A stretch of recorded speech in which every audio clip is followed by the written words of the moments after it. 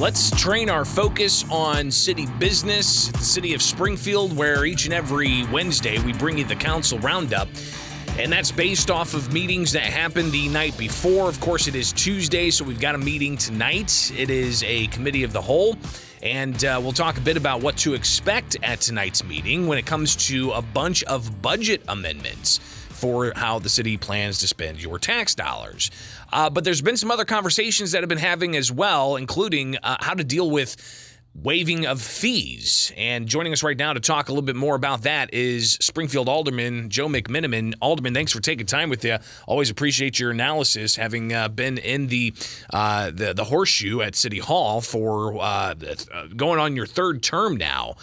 So let's get right to it with the latest back and forth about the Wyndham City Centre and what we're going to possibly hear from that 10 minutes of executive session audio from back in November of 2021 that's set to be released if city aldermen approve a resolution to release that executive session. What's the crux of this conversation? It's a big issue, Greg, and it deserves attention.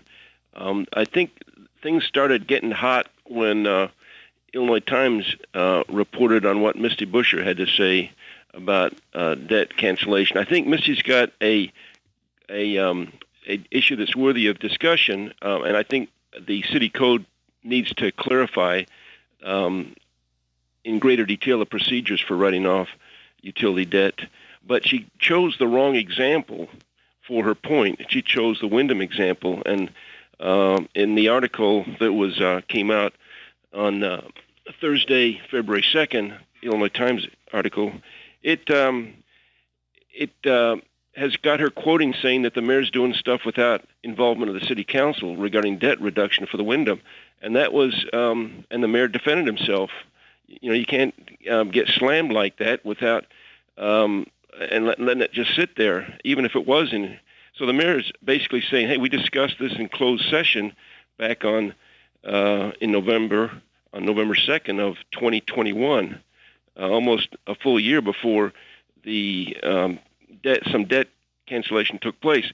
So then what happens is the next day, Hanauer, right, starts posting information on social media that, quote, there was never any discussion about debt cancellation at any time with the city council. And that's a flat-out false statement, and Ralph should know it. And I guess, you know, maybe, I don't know, Greg, if his memory is that faulty or he's just capable of such incorrect information coming out. But I did see that then on a few days later, he does the right thing, and on Monday, February 6th, he goes listening to the tape itself, because Alderman, even though it's an executive session and we don't release it to the public till we agree to, you know, you can go in and listen to it, and he listens to it. And at that point, I think the honorable thing to do would be to say, hey, I made a mistake. We did discuss it, and he's on the tape talking about the debt cancellation. So when I saw his letter to the editor, that's when I thought, wait a minute, I'm not going to let the mayor get smeared like this.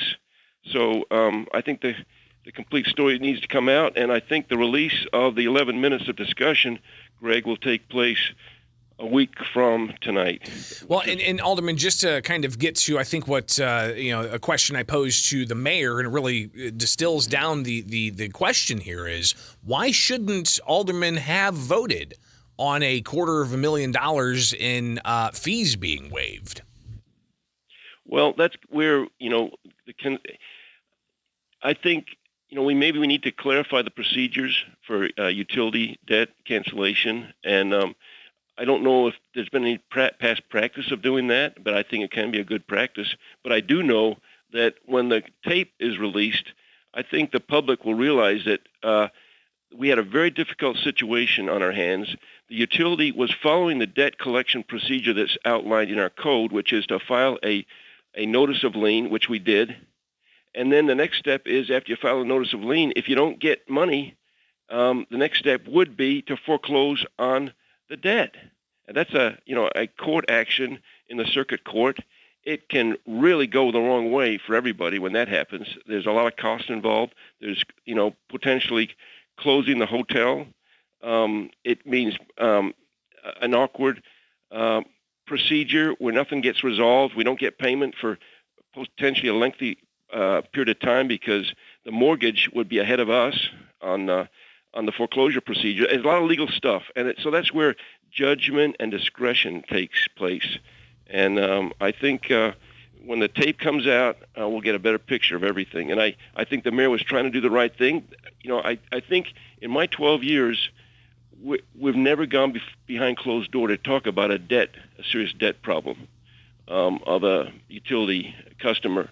And so the mayor was doing the right thing. He was trying to get the council involved so that they could, weigh in and let the mayor know what they thought about the situation. And 2 aldermen did, Redpath and Hanauer. And I think the rest of us were just kind of absorbing the information, but we didn't push back against the direction that I think we had coming out of that meeting. So we'll likely hear a lot more about this a little bit later on this evening, and then when the tape does get released, we'll be unpacking that here on WMAY. We're talking with Springfield Alderman Joe McMenamin.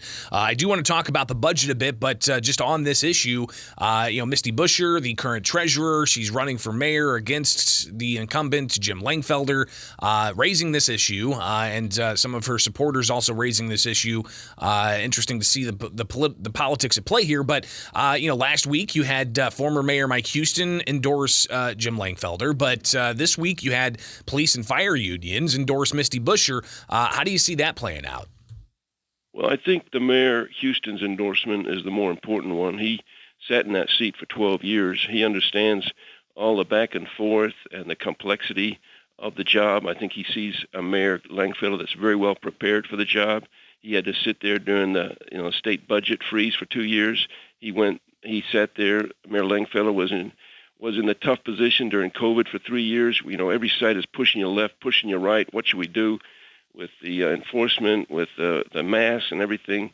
I think he's handled that situation well. I think he avoids burning bridges. I think he's patient. I think he tries to listen to everybody, and I think he's careful with his decision making.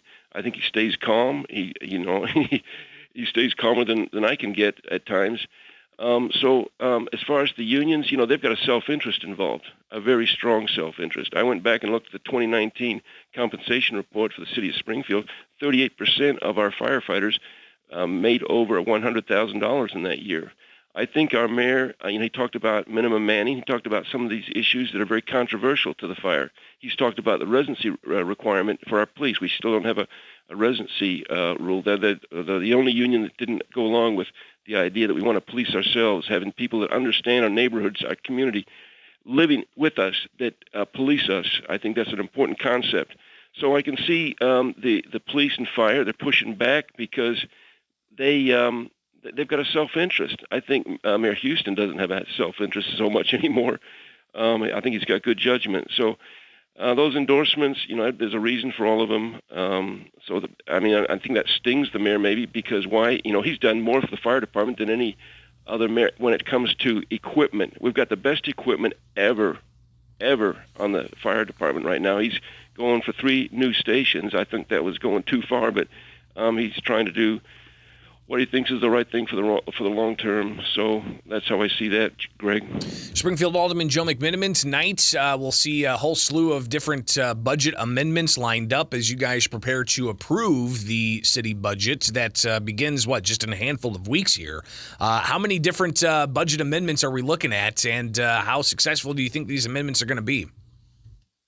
Greg, it's the longest list of amendments anyone has seen in forever. Bill McCarty's been there 12 years. I think he's scratching his head. It's going to be a long discussion tonight because there's over 20. I think it's close to 26. Maybe it'll go higher by tonight. And it'll be any one of those amendments can take a long discussion. And so it could be a late nighter. Who knows?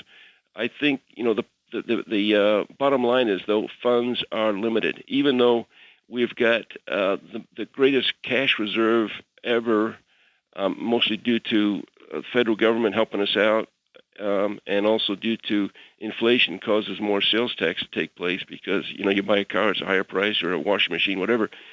But, the budget that came to us had, I think it was $50 million of one-time spending.